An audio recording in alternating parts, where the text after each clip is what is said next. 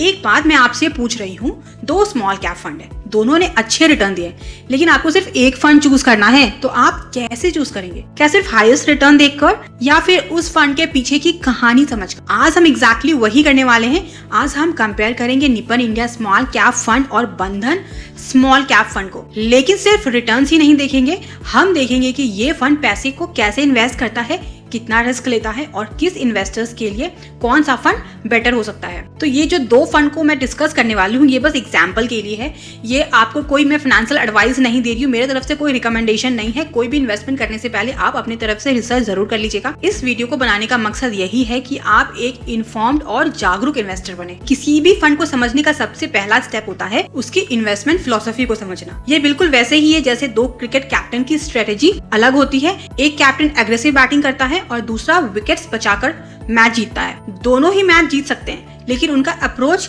अलग होता है। एग्जैक्टली वैसे ही म्यूचुअल फंड भी इन्वेस्ट करते हैं। निपन इंडिया कहता है मैं उन छोटी कंपनीज को ढूंढूंगा जो फ्यूचर में मिड कैप या लार्ज कैप बन सकते हैं, लेकिन सिर्फ ग्रोथ नहीं देखना है, बल्कि इन 4 चीज को भी साथ में देखना है, जैसे कि good business, good management, reasonable valuation और डाइवर्सिफिकेशन। मतलब मान लीजिए 2 दुकानें, दोनों की सेल बढ़ रही है, लेकिन एक दुकान एक ऑनेस्ट ऑनर चलाता है और दूसरे पर फ्रॉड के केसेस चल रहे हैं, तो निपन जो है ना वो पहली दुकान को चूज करेगा। फिर देखेगा कि ये कंपनी बहुत महंगा तो नहीं है और सारा पैसा एक ही कंपनी में नहीं लगा देगा, वो अलग अलग सेक्टर्स में डिवाइड करेगा अपने इन्वेस्टमेंट को। तो ये है निपन की फिलॉसफी। बंधन की फिलॉसफी सुनने में छोटी लगती है, लेकिन काफी इंटरेस्टिंग है। ये सिर्फ 3 वर्ड्स बोलता है, क्वालिटी, ग्रोथ और रीजनेबल वैल्यूएशन। अगर ये सिंपल तरीके से समझो तो क्वालिटी मतलब कंपनी स्ट्रांग होनी चाहिए, ग्रोथ मतलब कंपनी का जो बिजनेस है वो हर साल बढ़ना चाहिए, और रीजनेबल वैल्यूएशन का मतलब है अच्छी कंपनी मिले लेकिन वो भी सही प्राइस पर। एक एग्जांपल से समझो, अगर एक फोन 1 लाख की है और कोई उसके लिए 2 लाख रुपए मांग रहा है, तो क्या आप खरीदोगे?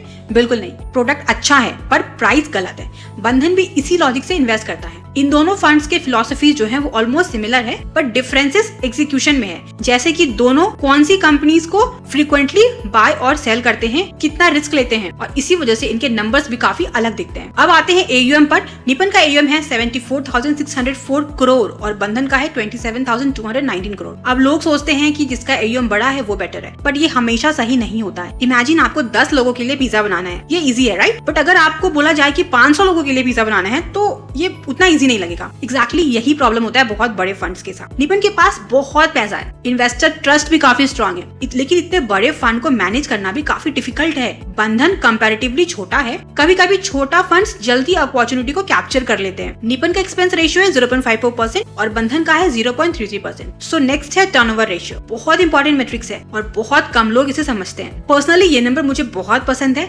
निपन का है 18% और बंधन का है 52% का टर्नओवर रेशियो। टर्नओवर रेशियो मतलब होता है फंड मैनेजर कितनी बार अपने स्टॉक्स को चेंज करता है। एग्जांपल से समझो, निपन का 18% टर्नओवर रेशियो, इससे ये समझ में आ रहा है कि निपन जो भी स्टॉक्स लेता है ना, ज्यादातर वो लंबे समय तक होल्ड करता है। स्ट्रॉन्ग कन्विक्शन होता है फंड मैनेजर को इन सारे स्टॉक्स पे। सोचो एक फार्मर है, उसने बीज लगा दिया, अब उसे ग्रो होने के लिए छोड़ दिया, ये निपन का काम है। दूसरा फार्मर ये कर रहा है कि वो हर 15 दिन में बीज को बदल रहा है, ये बंधन का काम है। हाई टर्नओवर का मतलब होता है मैनेजर एक्टिवली अपॉर्चुनिटीज को ढूंढ रहा है। लो टर्नओवर का मतलब होता है मैनेजर अपनी कंपनीज पर कन्विक्शन रखता है। दोनों अप्रोच गलत नहीं है, बस दोनों का स्टाइल अलग है। अगर नंबर ऑफ स्टॉक्स की बात करें तो दोनों 251 स्टॉक्स को होल्ड करते हैं, दोनों हाईली डाइवर्सिफाइड है। अगर एक कंपनी गिर भी गई किसी वजह से तो पूरे फंड्स पे इसका इफेक्ट नहीं पड़ेगा। अब बात करते हैं रिटर्न्स की। हालांकि पास्ट जो रिटर्न जो होते हैं वो फ्यूचर परफॉर्मेंस की गारंटी नहीं करते, बट फिर भी फंड को समझने के लिए पास्ट हिस्ट्री को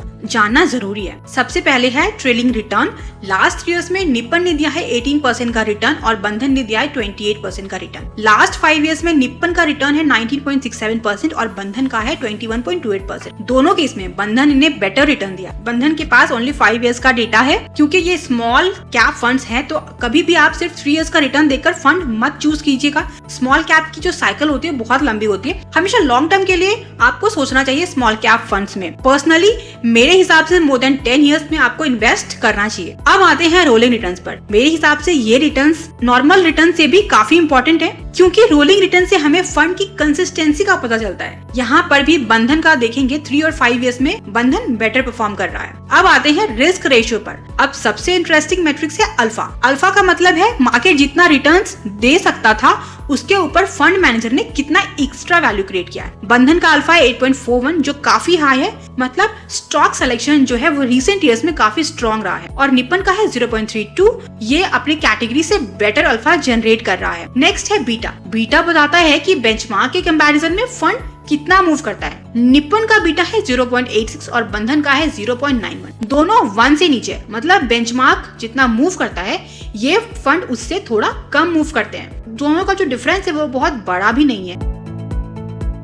अब नेक्स्ट है शार्प रेशियो। शार्प रेशियो मेरा फेवरेट मैट्रिक्स है। इसका मतलब है फंड ने जितना रिस्क लिया है उसके ऊपर फंड ने कितना रिटर्न दिया है। एक एग्जांपल से समझो, 2 स्टूडेंट्स हैं, दोनों ने 90 मार्क्स स्कोर किए हैं, लेकिन एक स्टूडेंट ने 12 घंटे पढ़ाई की है, दूसरे ने सिर्फ 6 घंटे। कौन बेटर है? Obviously second one. शार्प भी वही बताता है कितना रिटर्न मिला है और उसके बदले कितना रिस्क लिया गया है। बंधन का शार्प रेशियो है 1.03 और निपन का है 0.64। यहाँ बंधन काफी स्ट्रॉन्ग दिख रहा है। अब नेक्स्ट है सोटिनो रेशियो। शार्प हर वोलेटिलिटी को देखता है, बट सोटिनो सिर्फ बुरी वोलेटिलिटी को देखता है। जैसे टीचर सिर्फ गलतियां काउंट करते हैं, अचीवमेंट्स नहीं, वैसे ही सोटिनो भी बैड रिस्क को देखता है। निपन का सोटिनो है 0.39 और बंधन का है 0.62। बंधन यहाँ पे भी बेटर है। अब नेक्स्ट है स्टैंडर्ड डेविएशन। ये वोलेटिलिटी बताता है। बंधन का है 20.69 और निपन का है 19.38। स्टैंडर्ड डेविएशन बताता है कि फंड कितना ऊपर जा सकता है और कितना नीचे गिर सकता है। अगर मार्केट टूटेगा और फंड गिरता है तो बंधन ज्यादा गिरेगा। जितना ज्यादा जो नीचे गिरेगा उसको उठने में उतना ज्यादा ही टाइम लग सकता है। बंधन ज्यादा यहाँ पे रिस्की लग रहा है। अब है कैप्चर रेशियो। ये मैट्रिक्स मुझे बहुत पसंद है। कैप्चर रेशियो ये बताता है कि जब मार्केट ऊपर जाता है तो फंड कितना उसका फायदा उठाता है। बंधन का है 107 और निपन का है 85। मतलब जब मार्केट में रैली आती है ना तब बंधन ज्यादा एग्रेसिवली पार्टिसिपेट करता है, और जब मार्केट गिरता है तब बंधन का जो डाउन साइड है वो 78 है और निपन का है 79। दोनों का ऑलमोस्ट सेम है। इंटरेस्टिंग बात ये है कि बंधन ने ज्यादा अपसाइड को कैप्चर किया है, लेकिन डाउन साइड लगभग निपन जितना ही रहा है। नेक्स्ट है market draw down. Market draw down आपको ये बताता है कि जब सबसे बुरी गिरावट आई थी तो फंड कितना गिरा है। तो बंधन का है -21% और निपन का है -23%। मतलब वर्स्ट फेज में बंधन ने थोड़ा बेटर प्रोटेक्शन दिया है। तो अगर आप एक लॉन्ग टर्म इन्वेस्टर हैं और एक स्टैब्लिश्ड बहुत बड़े फंड हाउस को प्रेफर करते हैं तो Nippon India small cap fund एक स्ट्रॉन्ग ऑप्शन हो सकता है। इसका AUM बहुत बड़ा है, टर्नओवर रेशियो कम है और इसका इन्वेस्टमेंट स्टाइल पेशेंस और डाइवर्सिफिकेशन पर बेस्ड है। दूसरी तरफ बंधन स्मॉल कैप फंड जो है रिसेंट डेटा में आपको ज्यादा एग्रेसिव और ज्यादा रिवॉर्डिंग दिख रहा है। इसने 3 और 5 year trailing returns, rolling returns, alpha, Sharpe ratio और अपसाइड कैप्चर रेशियो में बेटर नंबर्स दिए हैं। साथ ही इसके एक्सपेंस रेशियो भी कम है। लेकिन एक बात आप याद रखिएगा, बंधन के पास 10 ईयर्स और 15 ईयर्स का परफॉर्मेंस हिस्ट्री अवेलेबल नहीं है, इसीलिए उसकी रिसेंट आउट परफॉर्मेंस को आप फ्यूचर की गारंटी नहीं मान सकते हैं। आपका फाइनल चॉइस इस बात पर डिपेंड करेगा कि आप प्रूवन लॉन्ग टर्म कंसिस्टेंसी को ज्यादा इंपॉर्टेंस देते हैं या रीसेंट परफॉर्मेंस और लोअर कॉस्ट को। No single matrix can decide the winner. हमेशा फिलॉसफी, रिटर्न, रिस्क और कंसिस्टेंसी को साथ में देखकर ही डिसीजन लेना चाहिए। वीडियो अच्छा लगा तो एक लाइक जरूर कीजिएगा और अगर आपने अभी तक चैनल को सब्सक्राइब नहीं किया है तो सब्सक्राइब करके जाइएगा। Thank you.